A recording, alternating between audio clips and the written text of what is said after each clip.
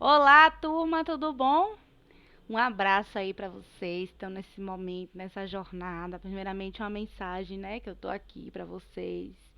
Qualquer dúvida que vocês quiserem, podem me chamar, certo? Que eu estarei aí tirando. E nesse momento, eu gostaria de fazer uma breve revisão sobre o capítulo 21, né, que vai ser o conteúdo da prova de vocês, que é o capítulo que trata da temática arte e realidade, né? Inserido principalmente aí na produção, né, em um contexto de arte brasileira. Então, apesar do neoclássico, do romantismo, do realismo, né, serem movimentos europeus na sua origem, né, o nosso foco é mais como esses movimentos, né, produzem aí um novo estilo de arte brasileira, principalmente aí no meado do século XIX. Primeiramente, né, é importante recapitular de que Brasil é esse que estamos falando no século XIX.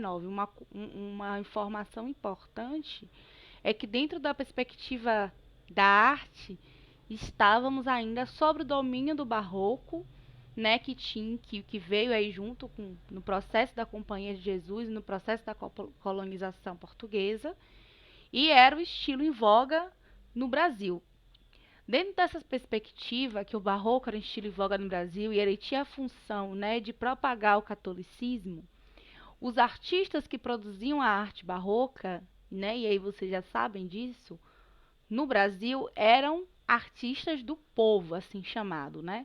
Ou seja, eram negros, livres ou não, né, na condição de alforriados ou não, mulatos, indígenas, pessoas pobres, eram pessoas comuns, não eram pessoas que detinham uma formação acadêmica, né? Então, aí dentro dessa perspectiva, o que que acontece, né? Com a chegada da família real ao Brasil, especificamente no Rio de Janeiro, existe toda uma movimentação para uma perspectiva da chamada ação civilizatória no Brasil, né? Impulsionada aí pela chamada ordem e progresso, né? Pelas ideias iluministas. O uso da razão, da liberdade econômica, da liberdade política.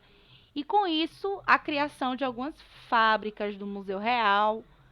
E dentro dessas várias criações, né, existiu aí um convite feito à França para a criação de uma escola de belas artes aqui no Brasil, né, para que então tenhamos, né, dentro da perspectiva aí de Dom João, os nossos próprios artistas. E aí é criada no Brasil a primeira Academia Imperial de Belas Artes, né, que recebe primeiro esse nome, Academia Imperial de Belas Artes. Depois, né, vai ser chamada de Academia de Belas Artes, que é a academia que a gente já tem até hoje no Rio de Janeiro, né? E essa academia depois foi criada também na Bahia, em Salvador, que é a Escola de Belas Artes da UFBA. Essa Academia Imperial de Belas Artes, ela tinha uma função, né? Ela foi primeiramente criada a convite desse grupo de professores franceses que chegaram ao Brasil, né, com o nome de Missão Artística Francesa, tendo aí essa missão de fazer, né, com que o Brasil conhecesse as técnicas da chamada arte neoclássica, né, que é essa arte que está baseada em conceitos mais teóricos, né, que também recebe o nome de academicismo, né, lembrando aí que a academia se refere a um conhecimento universitário nesse sentido, né. E o academicismo neoclássico, ele vem baseado aí com esses valores iluministas, desencadeado aí pela Revolução Francesa e norte-americana. Então, dentro dessa perspectiva, o neoclássico, né, na sua perspectiva de produção, como é que a gente consegue compreender um quadro no Brasil neoclássico? Ele já não tem mais aqueles valores do barroco. Primeiramente que no Brasil, o barroco, ele está mais aonde? Na escultura e na arquitetura. Porque essa população que não tinha esse conhecimento teórico da pintura, obviamente não seguia os parâmetros da pintura barroca europeia. Então, o barroco que ele era muito diferenciado e muito mais voltado para a arquitetura, né? Mesmo porque se precisava, nesse momento, da construção massiva de igrejas. Então, a gente tem o neoclássico instaurando também a pintura brasileira, instaurando as exposições, os salões de arte brasileiras, certo? E principalmente aí retratando, nesse primeiro momento, a fauna e a flora do Brasil.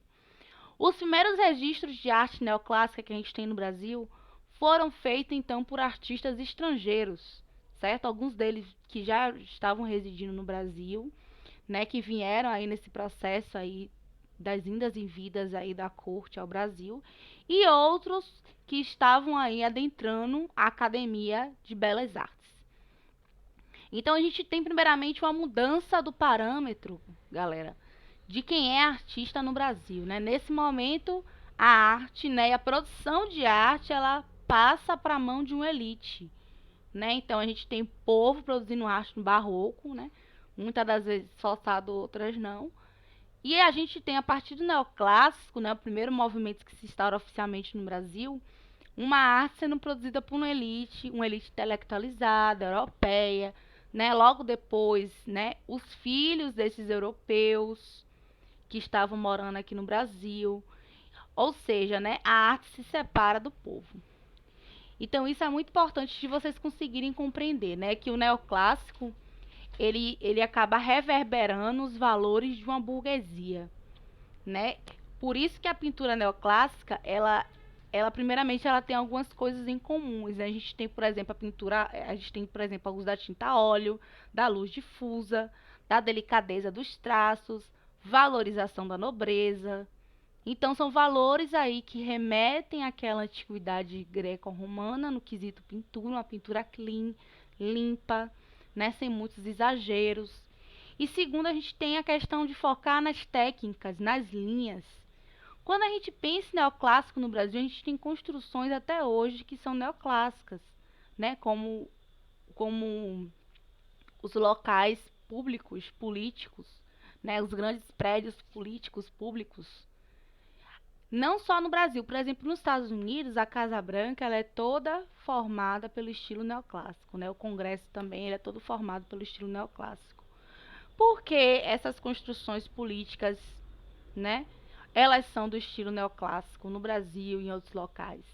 Exatamente porque o neoclássico ele tem essa questão de passar um ar da elite. Então a gente tem colunas brancas, né, pomposas, a gente não tem aquele exagero do barroco, aquele luxo todo, mas a gente tem construções austeras, né? Construções que passam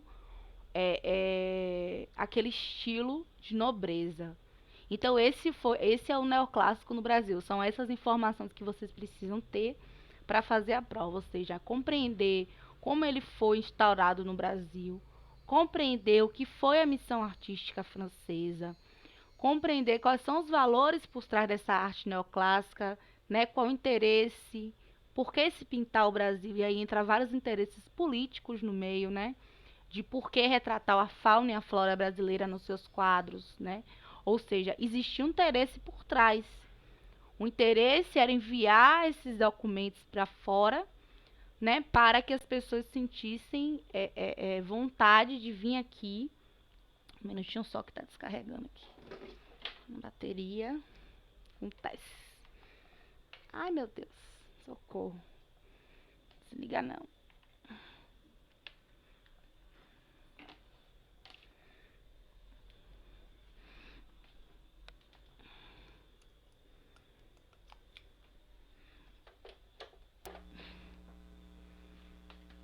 Para poder, né, mostrar a fauna e a flora brasileira a fim, né, de auxiliar aí no processo da exploração da matéria-prima aqui do Brasil. Então, o neoclássico ele tem essas funções específicas aqui no Brasil.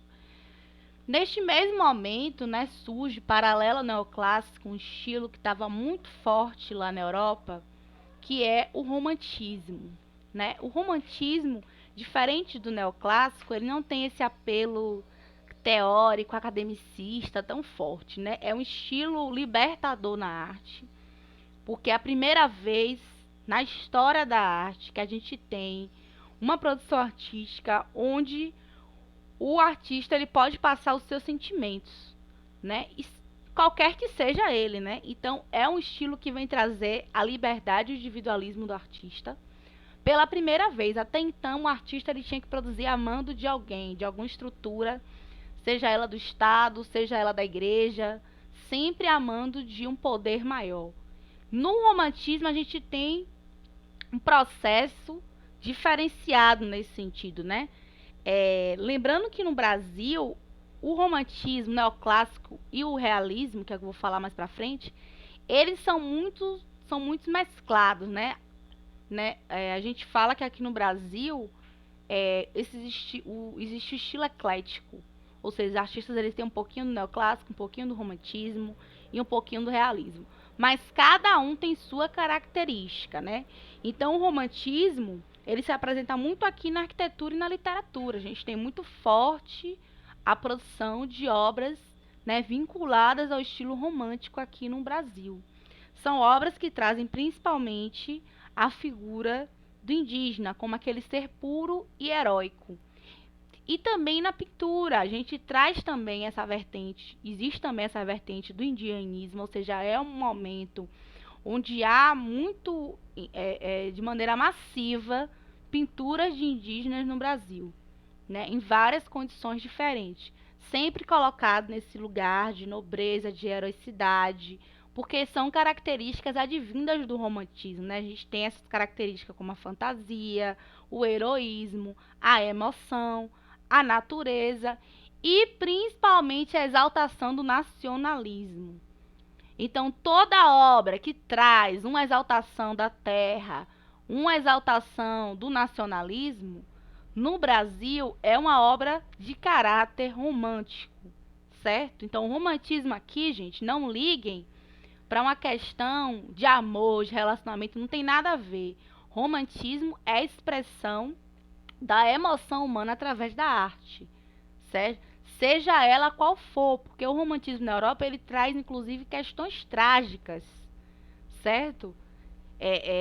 Ele traz obras como Lord Byron que fala sobre suicídio. Então não tem nada a ver o romantismo com amor. Inclusive os artistas românticos, eles, os jovens que seguiam o romantismo na Europa, eles se vestiam de preto, não tomavam sol, né? Eles se adaptavam ao lado do vampirismo, que seriam chamados góticos de hoje, né? Aquela galera que anda de preto, não toma sol. Então eles eram os românticos, né? Então o romantismo tem muito mais a ver de você se ligar para uma questão mais interior e não de aparências, certo? Esse é o romantismo. Diferente aí do neoclássico que está voltado à valorização dos valores da burguesia, o romantismo está voltado para a valorização de valores nacionais.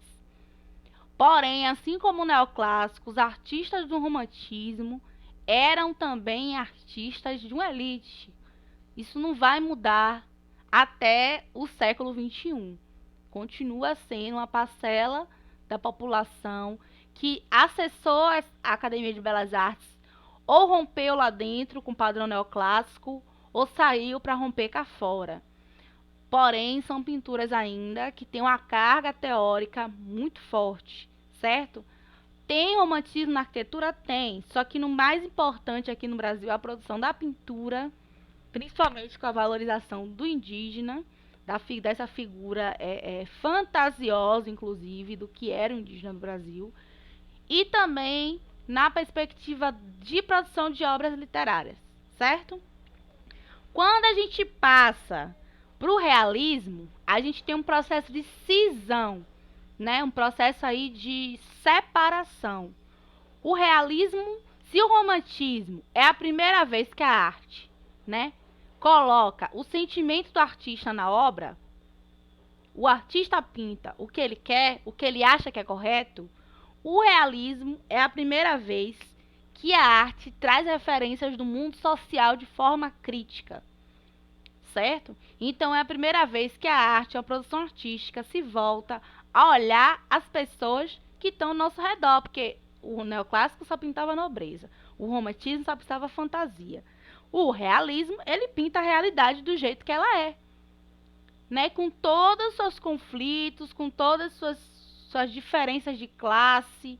Então ele coloca isso à tona. Então é a primeira vez que a arte ela tem uma relação mais próxima de uma arte mais documental, de uma arte crítica, de uma arte mais politizada.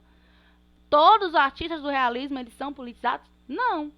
Mas eles tinham essa vontade de trazer a arte, né, como uma representação da realidade, sem idealização, sem subterfúgios, de uma maneira quase fotográfica. Então é um estilo que, quando no Brasil, ele se volta mais, né, para a representação dos trabalhadores brasileiros. Então o realismo, ele já sai um pouco dessa idealização fantasiosa do romantismo, ele sai também desse processo de valorização da nobreza que advém do neoclássico, e ele começa a produzir uma arte praticamente fotográfica, jornalista e crítica. E aí nesse momento, né, finalizando aí esse processo, né, que é o capítulo que a gente estudou depois, que não vai cair na prova de vocês, tem o surgimento da fotografia, certo? E aí os artistas eles se libertam para outras produções, que é a chamada arte moderna.